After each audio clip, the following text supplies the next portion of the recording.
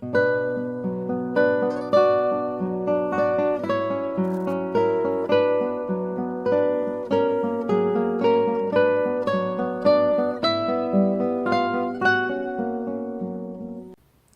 쪽지와 압정을 가지고 어둠을 가로질러 다리까지 차를 몰았을 프란체스카 존슨의 모습을 상상하니 절로 미소가 나왔다.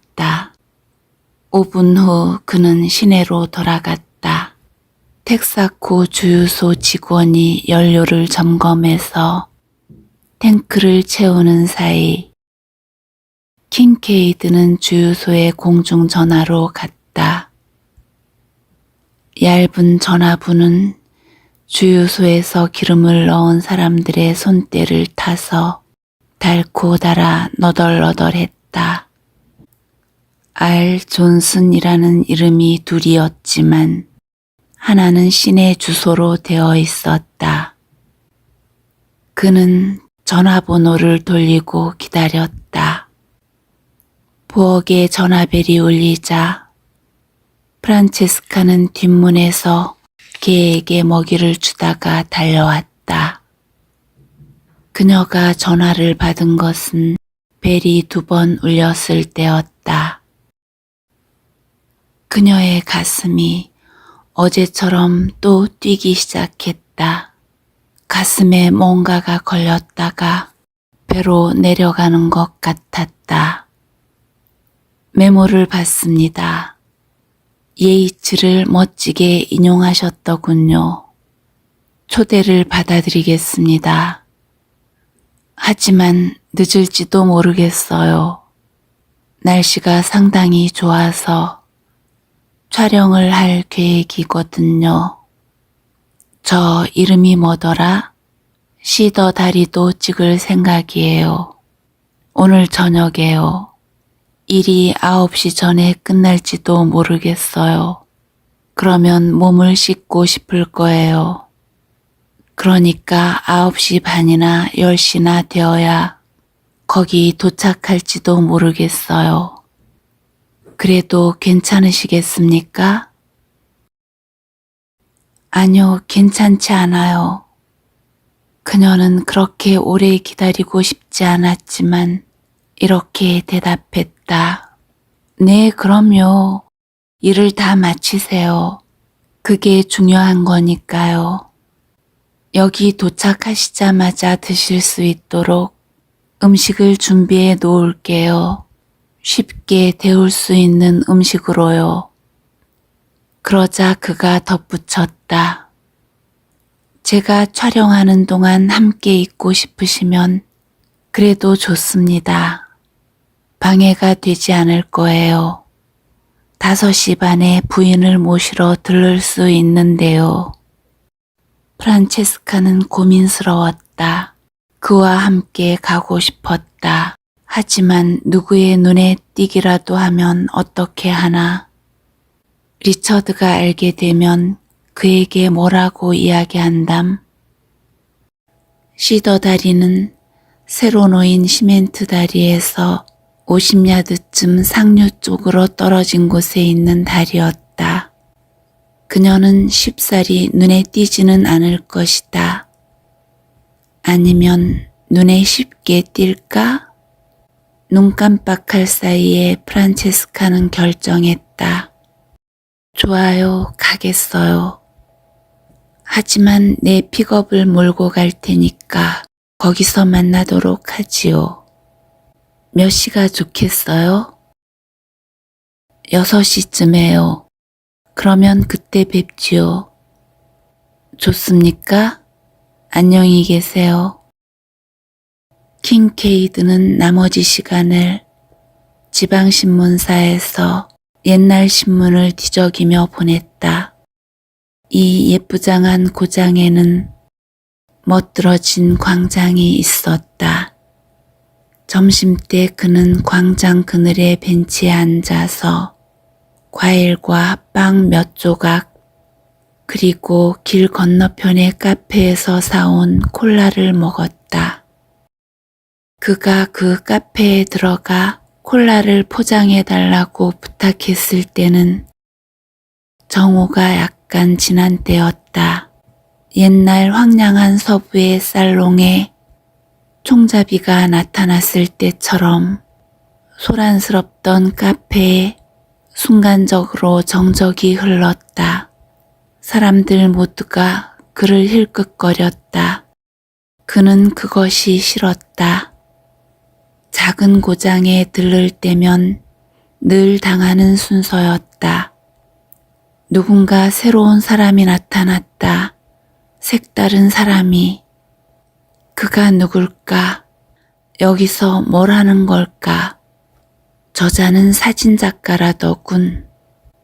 오늘 아침에 호그백 다리에서 온갖 종류의 카메라를 들고 있는 것을 보았대. 트럭에 적힌 걸 보니 워싱턴주에서 온 것 같던데 오전 내내 신문사에 있었대. 짐의 말로는 지붕 있는 다리에 관한 정보를 얻으려고 신문을 뒤적였다더군. 그래, 텍사코에서 일하는 피셔가 그러는데 저 사람이 어제 들러서 지붕 덮인 다리들로 가는 길을 물었대. 그나저나 그런 다리에 대해 도대체 뭘 알고 싶은 거야? 도대체 뭐 하자고 그런 다리 사진을 찍고 싶어 한다지? 형편없는 모양으로 쓰러져 가는 다리잖아. 저 긴 머리 좀 봐. 꼭 비틀스 멤버 같군. 아니면 그 뭐라고 하더라.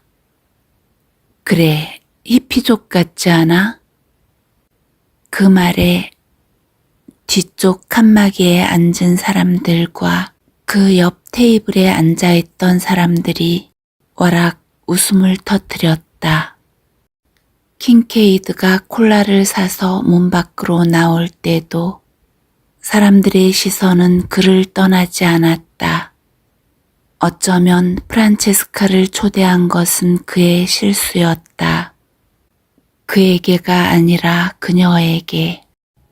만일 누군가 시더 다리에서 그녀를 본다면, 그러면 내일 아침 무렵이면 그 소문이 카페를 강타할 것이고 텍사코 주유소의 피셔도 지나가는 사람에게 그 이야기를 전하게 되리라.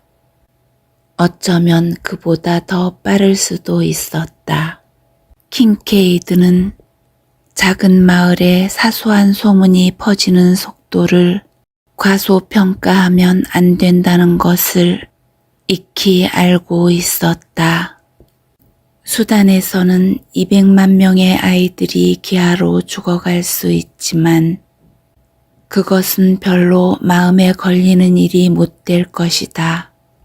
하지만 리처드 존슨의 부인이 장발의 낯선 사내와 함께 있는 것이 목격되면 그것은 그야말로 뉴스거리였다.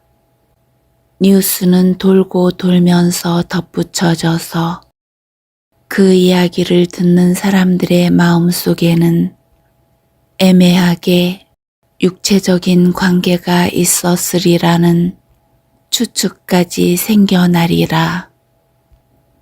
그러면 그해 최고의 화끈한 얘기거리가 될 터였다. 그는 점심 식사를 마치고 법원 주차장에 있는 공중전화로 걸어갔다. 그리고 그녀의 집 번호를 돌렸다. 벨이 3번 울렸을 때 프란체스카가 약간 숨찬 소리로 받았다. 안녕하세요. 로버트 킹케이드입니다. 또 걸었어요. 그이는 올 수 없구나. 그 말을 하려고 전화를 한 거야. 그런 생각이 들자 그녀는 곧 아랫배가 당기는 기분이었다. 단도직입적으로 말하죠. 오늘 밤 저와 함께 나가는 것이 부인께 문제가 되고 작은 마을 사람들의 호기심을 돋구는 일이 된다면 꼭 나오셔야 된다고는 생각하지 마세요. 솔직히 저는 이곳 사람들이 저에 대해 이렇게 생각하든 저렇게 생각하든 별로 신경 쓰지 않아도 괜찮지만 부인께서 거북하시다면 나중에 제가 집으로 가도록 하죠. 제가 말씀드리려는 것은 어쩌면 부인을 나오시라고 한 것이 제 실수였을지도 모르니 굳이 나와야 한다고는 생각하지 마시라는 겁니다. 부인이 함께 계시면 저야 좋기는 하지만요. 아까 통화를 한 이후로 프란체스카도 계속 그런 생각을 했었다. 하지만 그녀는 이미 결정을 내려놓고 있었다. 아니요, 가서 선생님이 일하는 것을 보고 싶어요. 소문 따위는 걱정되지 않아요. 그녀는 걱정스러웠다. 하지만 마음속에 무엇인가에 이미 사로잡혀 있었다. 위험을 무릅쓸 만한 그 무엇인가에 어떤 대가를 치르든지 그녀는 시더다리에 갈 작정이었다. 좋습니다. 어쨌든 짚고 넘어가야겠다고 생각했지요. 그럼 나중에 만나요. 그래요. 그는 예민한 사람이었다. 그녀는 벌써 그것을 알고 있었다. 4시. 킹케이드는 모텔에 들러서 싱크대에서 세탁을 하고 깨끗한 셔츠로 갈아입었다. 그리고 셔츠 한 장과 카키색 바지, 1962년 인도에서 구입한 갈색 샌들을 차에 넣었다. 그 당시 인도에서는 다르질링까지 가는 꼬마 철로에 대해 기사를 만들었다. 그는 선술집에서 6팩짜리 버드와이저 2세트를 샀다. 병맥주가 8병 있으니 그만하면 충분하리라. 그는 아이스박스를 열고 필름 옆쪽으로 맥주를 넣었다. 더웠다. 정말로 더웠다. 아이오와의 늦은 오후의 더위는 시멘트와 벽돌, 땅을 후끈하게 달아오르게 하는 한낮의 더위에 결코 뒤지지 않았다. 아니, 그보다 더 지독하다고 해야 할 것이다. 선술집은 어두웠다. 앞문을 열어놓은 데다 천장에서 커다란 선풍기 몇 대가 돌아갔고 또 문 옆에 세워놓는 선풍기가 125데시벨 정도로 시끄럽게 돌아가고 있어서 조금 시원했다. 하지만 선풍기에서 나는 소음과 텁텁한 맥주 냄새, 담배 냄새, 주크박스에서 들리는 흐릿한 노래 소리에다가 바에 쭉 앉아서 반쯤은 적대감을 가지고 그를 바라보는 사람들의 얼굴 때문에 실제 온도보다 훨씬 더 무덥게 느껴졌다. 길로 나오니 햇빛이 거의 아찔할 정도였다. 킹케이드는 캐스케이즈와 전나무, 키다카 포인트 근처의 해협을 따라 불어오는 산들바람을 떠올렸다. 하지만 프란체스카 존스는 시원해 보였다. 그녀는 다리 근처 나무들 뒤에 포드 픽업을 세우고 트럭의 흙바지에 몸을 기대고 서 있었다. 몸에 잘 맞는 어제 입었던 그 청바지에 흰 면 티셔츠를 입고 샌들을 신은 모습이 그녀의 몸매에 썩 잘 어울렸다. 그는 프란체스카의 픽업 트럭 옆에 차를 세우면서 손을 흔들었다. 안녕하세요. 만나서 반갑습니다. 정말 덥군요. 그가 말했다. 별다른 뜻이 담기지 않은 인사말이었다. 느낌이 오는 여자 앞에 있을 때면 늘 그렇듯이 무슨 말을 어떤 식으로 해야 하는지 감이 잡히지 않았다. 사실 그는 진지한 대화밖엔 모르는 사람이었다. 유머 감각이 잘 발달한 편이었지만 기본적으로는 매사를 심각하게 받아들이는 편이었다. 그의 어머니는 언제나 말했었다. 그는 4살 때 이미 어른이었다고. 그런 면모는 전문가가 되는 데에는 많은 도움이 되었다.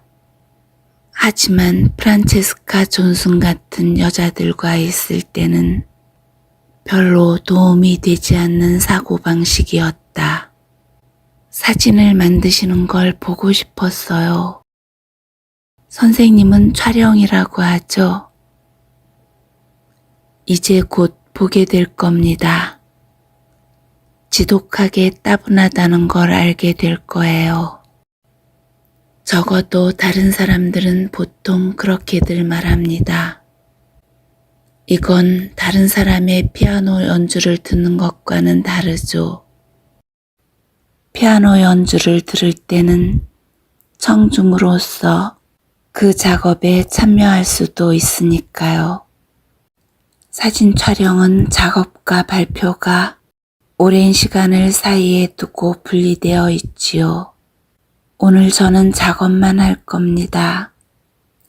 그렇게 찍은 사진이 어딘가에 게재되면 바로 그게 발표지요. 당신은 사방을 많이 돌아다니는 모습만 보게 될 거예요. 하지만 2 팔 벌려 환영합니다. 사실 부인이 오셔서 기쁩니다. 그녀는 마지막 말 한마디만이 마음에 들어왔다. 굳이 그렇게 표현할 필요가 없는데도 그는 그렇게 말했다. 환영합니다. 라고 짧게 말할 수도 있었는데 킹케이드는 그녀를 만난 것을 정말로 반가워하는 것이 분명했다. 프란체스카는 그에게 알리고 싶었다. 그녀 또한 기쁜 마음으로 여기 왔다는 것을. 제가 도울 일이 있을까요? 그가 고무장화를 신자 그녀가 물었다. 저 파란 배낭을 들어주시면 좋겠어요. 갈색 배낭과 삼각다리는 제가 들겠습니다. 그래서 프란체스카는 사진작가의 조수가 되었다. 아무래도 그의 말이 틀린 것 같았다. 구경거리가 많았으니까. 그는 알아차리지 못했지만 그것은 일종의 공연이었다. 어제부터 그녀는 이미 그 점을 알아차리고 있었다. 부분적으로는 그녀가 그에게 끌리는 점이기도 했다. 품이 있는 태도, 재빠른 눈놀림, 팔뚝 근육의 움직임, 그가 몸을 움직이는 방법. 프란체스카가 아는 남자들은 킹케이드에 비하면 둔탁했다. 그는 서두르지 않았다. 절대로 서두르는 기색이 아니었다. 프란체스카는 그에게 유연한 강인함이 있다는 것을 알아차렸다.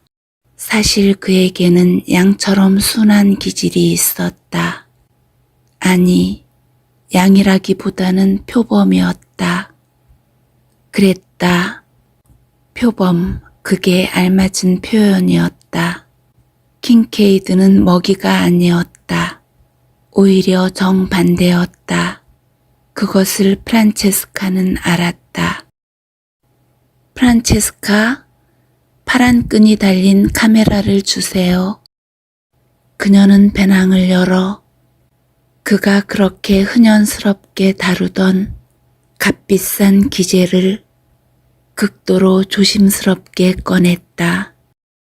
카메라에는 파인더에 니콘이라고 쓰여 있었고 상표 왼쪽 윗부분에는 F라고 쓰여 있었다.